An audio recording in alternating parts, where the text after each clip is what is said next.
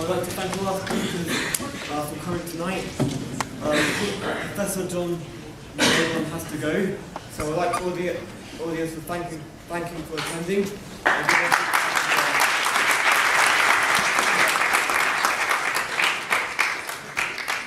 Before starting the Q&A session, we're going to have some house rules. First of all, we invited 4 speakers tonight, not 5, not 6. So when you ask your questions, you can keep them short and to the point, and no mini speeches, otherwise I will have to cut you off. Could we show all the audience and the speakers respect, and can we have nothing like jerving or booing or anything like that? People do get emotional, but best to leave that to the end.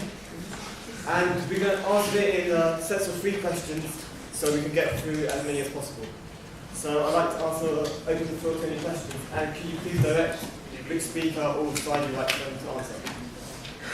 You, sir. Thank you very much for those good talks. I thoroughly enjoyed them. I'd like to raise the idea that perhaps the final speaker on the atheist side, I'm sorry to use that expression, but it's simple, disproved or went against the arguments that you presented, as in the ontological argument. So you were saying that something needs to be created, and he quite clearly explained why that is not the case, as adding a creator simply adds one step in the past. So I would like you to wonder I'd like you to put forward what your counter-argument to that is.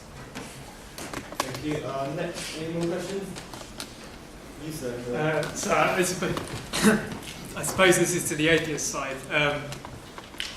I'm just going to raise the idea that if for a moment you refrain from making metaphysical assumptions about what may exist beyond your own subjective experience, then are you not left with an essentially completely free, omnipotent experience which could be considered as God? I'm sorry, I'm going to try and keep this short. So I guess I'm echoing George Berkeley and turning the question around and saying, it's not the hard question to provide a rational proof of something other than God. Yeah, my question is for Dr. Eric. We know that our universe is being governed by the physical laws. I'm sorry, could you say it again? We know that our universe is being governed by physical laws. Where do the laws come from in the first place?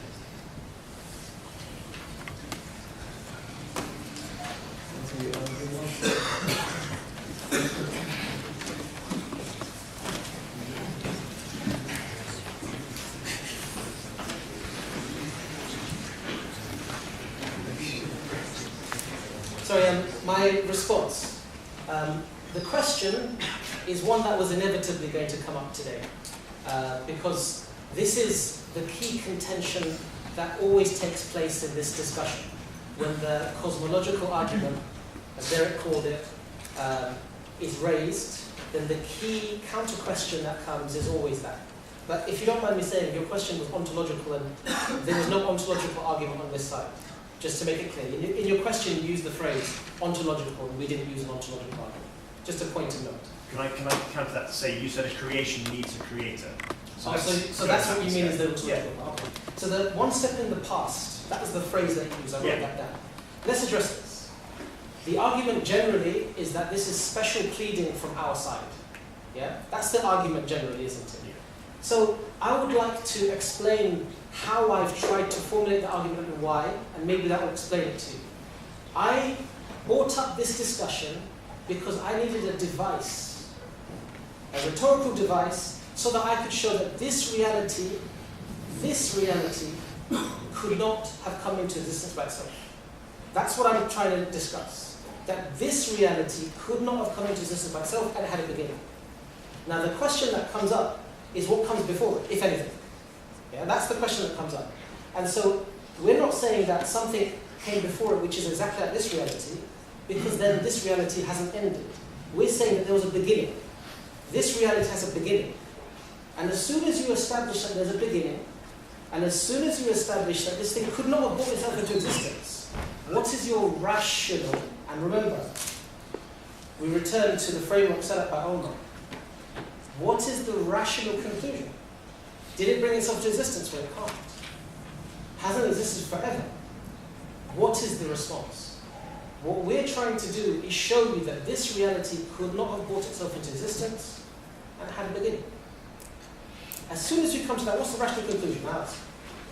So you're going to say that a creation needs a creator? And I'm asking you genuinely. What Okay. is your answer? I don't know. That's the wonder of not knowing. No, I'm not attacking you in that sense. But that is where we get stuck. We often get to the point where the atheists don't want to give an answer, but we say, but we say there's a rational framework, and you have to use that rational framework. Because you use it everywhere else.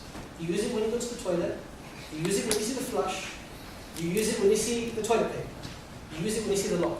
You use it for everything. You use it for every single thing in your life.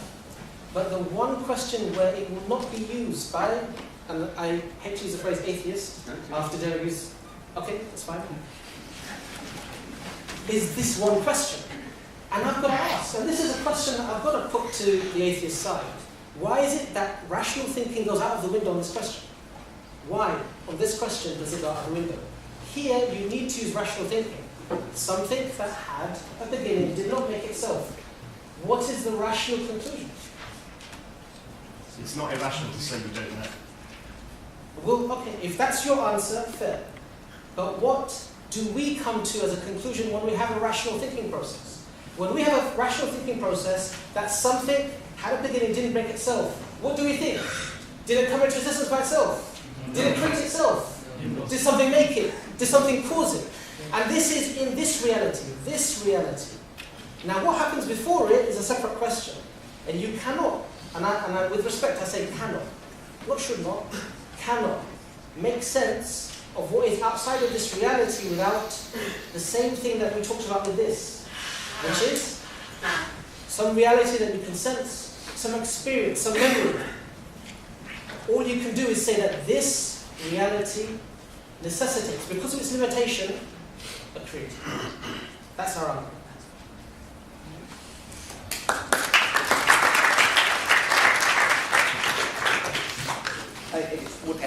Maybe if I could just try and answer the two questions that were put forward, and then perhaps have a response to that. So the first question I rather like, really. I might be putting words into your mouth, but I think that the thought is something like this, that consciousness is very puzzling. So we're all kind of, in a way, although these are very dangerous kind of words to use, we're all locked in our own consciousness. So all I know is what my consciousness gives me. For all I know, you could just be figments of my imagination. And that's a thought. So everything that exists are ideas in my head. And that's a thought that kind of does make one feel rather godlike, because then one becomes the creator. So I think one should just try and avoid solipsism. I think solipsist, that's the name of the position. It might be difficult to refute solipsism, but it's too complicated for me to go into now. And that's a terrible excuse, because I'm not sure I could help you even if I did have time to go into it now. But I'm going to get a plea that I can avoid it, because it's not to do really with the rational proof of the existence of God. Rather, it's to do with whether, if you're a solipsist, you're a bit like God. Right. So it would take us a little too far from the subject of our concerns. But I do like the question. Fair enough. The question on where did laws of physics come from, I suppose does tie into this question of what was of the problems around the first cause. I suppose on the quick answer to where the laws of physics come from is like my friend in the audience. I just don't know. There's a lot of work done on this. We can say we can track how they came into existence roughly. You know, in the first few billionths of a second of the Big Bang, etc. Before laws of physics. But why they took the form they did. Well, it's an odd question. I mean, there are two ways of putting it. And this is verging a little, on the teleological argument. But you might say, if you start off by saying, look, the speed of light is 336,000 miles a second, something like that. Okay. If you start off with that fact and you say, it's 336,000 miles a second, God, what are the chances of that happening? The chances of that happening are so small. But then you might think, well, look, it had to be something. Why not that? And then the mystery kind of disappears. So the laws of physics had to have some form. Why not the form they've got? I mean, it's just not a mystery. So that's to put that to one side. Just put that to one side. Before you go to the next, your rebuttal. Yeah, sure. If you just quickly come to the rebuttal. I think my opponents,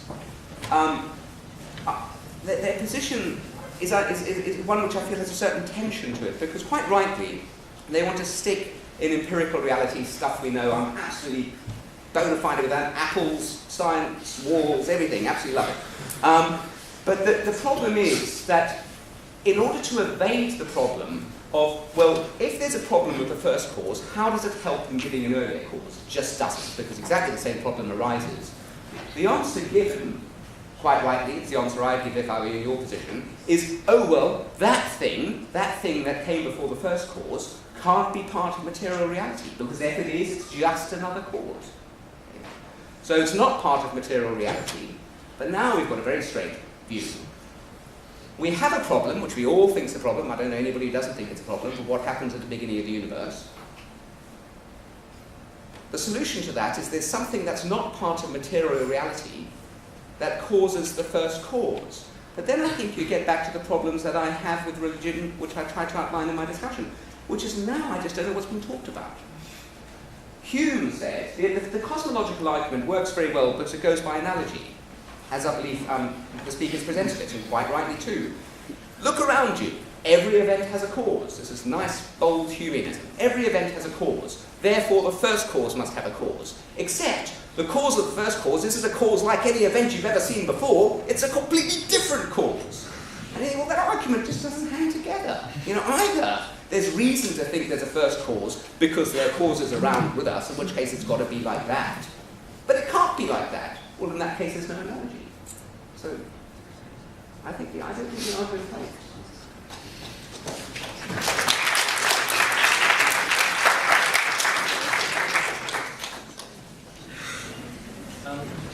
I don't know which question I'm on. So I'll just start. Talk about escape. And escape is a big theme here. As soon as you acknowledge that the universe exists and is limited, you have to escape from a problem.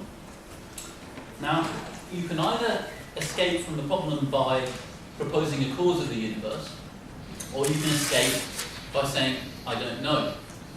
And I don't like the I don't know approach, because I'm not quite sure what it is that you don't know when someone says that. Is it that when someone proposes that if the limited universe exists, it requires a creator, you don't know whether that's true or not? Fair enough. Let me expand the options a little bit. What if I say that there are a finite number of explanations?